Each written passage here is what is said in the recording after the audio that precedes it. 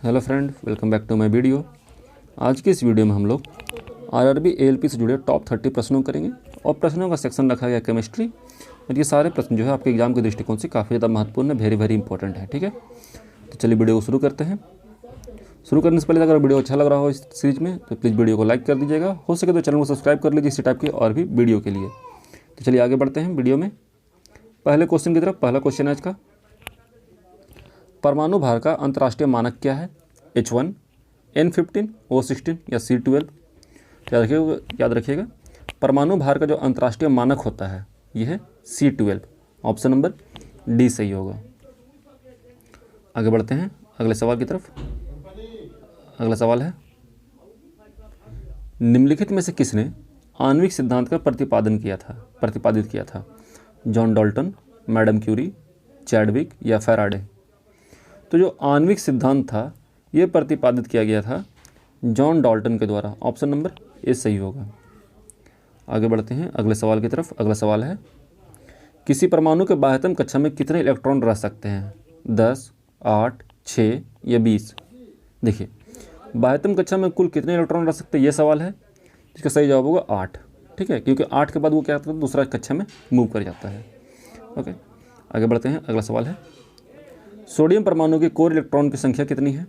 सबसे बाहरी कोर में, बाहरी जो कक्षा है उसमें इलेक्ट्रॉन की संख्या कितनी है? 9, 8, 11 या 10? याद रखिएगा सोडियम परमाणु का जो बाह्यतम कक्षा होती है उसमें परमाणु की संख्या होती है 10। ऑप्शन नंबर डी सही होगा। आगे बढ़ते हैं अगले सवाल की तरफ। परमाणु का द्रव्यमान किन मौलिक कणों पर निर्भर करता है? Electron proton, electron neutron, neutron proton या प्रोटॉन इलेक्ट्रॉन न्यूट्रॉन? तो परमाणु का जो द्रव्यमान होता है ये निर्भर करता है न्यूट्रॉन और प्रोटॉन पे। ओके, ऑप्शन नंबर सी सही होगा।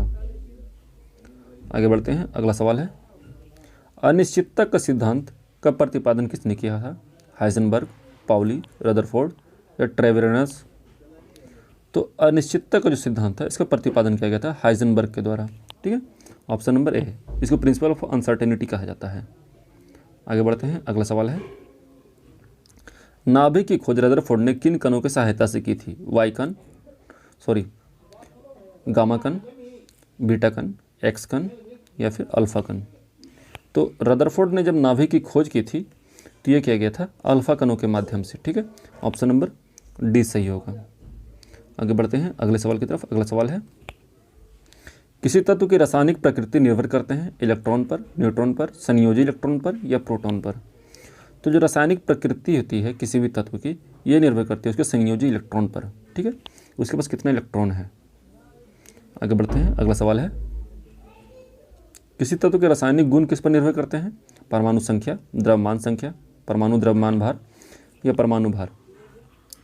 तो तत्व का रासायनिक गुण जो है ये निर्भर करता है परमाणु संख्या पर। ऑप्शन नंबर ए सही होगा। आगे बढ़ते हैं अगला सवाल है, निम्नलिखित में से किसे विभाजित नहीं किया जा सकता है? धन आयन, परमाणु, नाभिक या फोटोन? तो यहाँ पे सवाल है कि विभाजित नहीं किया जा सकता है तो ये होगा फोटोन। फोटोन को और हम लोग विभाजित नहीं कर सकते हैं। आगे बढ़ते हैं अगला सवाल है, रेडियो सक्रियता की खोज सर्वप्रथम किस वैज्ञानिक ने की? Henri Becquerel, Irene Curie, madam Curie या इनमें से कोई नहीं? तो रेडियो सक्रियता का खोज किया गया था ये हेनरी बेक्वेरेल के द्वारा किया गया था। ओके, आगे बढ़ते हैं, रेडियो सक्रियता किसका गुण है? न्यूट्रॉन, इलेक्ट्रॉन, प्रोटॉन या नाभिक? तो जो रेडियो सक्रियता होती है ये गुण होता है नाभिक का। ऑप्शन नंबर डी सही होगा। आगे बढ़ते हैं अगला सवाल है, रेडियो सक्रियता की इकाई क्या है? फर्मी, क्यूरी, कैंडेला या इनमें से कोई नहीं? तो रेडियो सक्रियता जो रेडियो एक्टिविटी होती है इसका जो यूनिट होता है वो होता है क्यूरी। ऑप्शन नंबर बी सही होगा। अल्फा और बीटा किरणों की खोज किसने की थी? Willard, Dalton, Faraday, Rutherford? तो अल्फा और बीटा किरणों की जो खोज की गई थी ये किया गया था रदरफोर्ड के द्वारा। ऑप्शन नंबर डी सही होगा। आगे बढ़ते हैं, एक्सरे किरणों की खोज किसने की? फैराडे, न्यूटन, रदरफोर्ड, इनमें से कोई नहीं? तो एक्सरे किरण जो था इसकी खोज किया गया था फैराडे के द्वारा। ऑप्शन नंबर ए सही होगा। अगला सवाल है, गामा किरणों की खोज किसने की? रदरफोर्ड, फैराडे, चैडविक, कोई नहीं? तो गामा किरणों की जो खोज की गई थी ये किया गया था रदरफोर्ड के द्वारा। ऑप्शन नंबर ए सही होगा। आगे बढ़ते हैं, अगला सवाल है, निम्नलिखित में से किसके उत्सर्जन से संभारिक का निर्माण होता है? एक्स किरण, गामा किरण, बीटा किरण, अल्फा किरण। तो संभारिक का निर्माण की बात हो रही है तो ये होता है बीटा किरण के उत्सर्जन से। ठीक है, ऑप्शन नंबर सी सही होगा। आगे बढ़ते हैं, अगला सवाल है, निम्नलिखित में से किसमें ऋणात्मक आवेश होती है? अल्फा किरण, गामा किरण, एक्स किरण, बीटा किरण।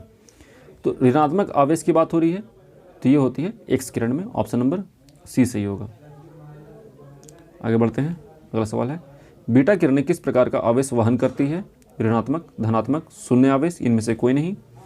तो जो बीटा किरणें होती है ये वहन करती है ऋणात्मक आवेश। ठीक, ऑप्शन नंबर ए सही होगा।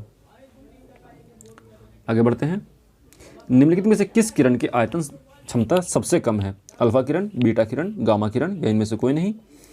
तो आयतन क्षमता सबसे कम की बात हो रही है तो ये होता है गामा किरणों का। ठीक है, ऑप्शन नंबर सी सही होगा। आगे बढ़ते हैं, अगला सवाल है, निम्नलिखित में से किस किरण की वेधन क्षमता सबसे अधिक है? ये क्वेश्चन मोस्ट इंपॉर्टेंट है और एग्जाम में पूछता भी है। अल्फा किरण, गामा किरण, बीटा किरण या इनमें से कोई नहीं। तो वेधन क्षमता सबसे अधिक की बात हो रही है तो ये होता है गामा किरणों का। ऑप्शन नंबर बी सही होगा। आगे बढ़ते हैं, पृथ्वी की आयु का आकलन कैसे किया जाता है? कार्बन डेटिंग से, जैविक घड़ी से, यूरेनियम डेटिंग या इनमें से कोई नहीं। सही जवाब होगा यूरेनियम डेटिंग से। जब बहुत लंबे आयु का अंदाजा लगाना हो तो यूरेनियम डेटिंग का यूज किया जाता है। ठीक है, ऑप्शन नंबर सी सही होगा। आगे बढ़ते हैं, परमाणु बम का आविष्कार किसने किया था? Rutherford, Otto Hahn, madam Curie, Rutherford और मैडम क्यूरी। तो परमाणु बम जो था इसका आविष्कार किया गया था ऑटो हॉर्न के द्वारा। ठीक है, ऑप्शन नंबर बी सही होगा। अगला सवाल है, परमाणु शक्ति संयंत्र किस सिद्धांत पर काम करता है? तापीय दहन, संलयन, विखंडन या इनमें से कोई नहीं।